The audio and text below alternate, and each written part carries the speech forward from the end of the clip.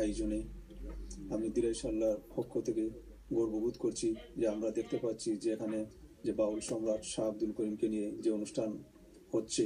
শাহ আব্দুল করিম বাউল শিল্পী, আমরা সবাই জানি তার, আমরা বিখ্যাত কিছু গান সবাই জানি, শুনি।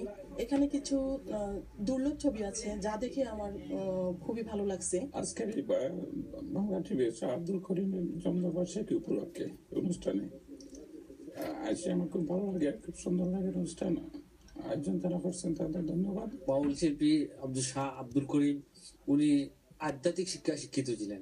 উনি যদিও কোনো বিশ্ববিদ্যালয়ে লেখাপড়া করেননি। উৎসব জুড়ে ছিল শাহ আব্দুল করিমের চিত্র প্রদর্শনী, ডকুমেন্টারি প্রদর্শন, টক শো এবং গানের অনুষ্ঠান। মরমে এই শিল্পীর গান দেশ বিদেশে আরো ছড়িয়ে পড়ুক, এটাই প্রত্যাশা করলেন অনুষ্ঠানে আগত অতিথিরা।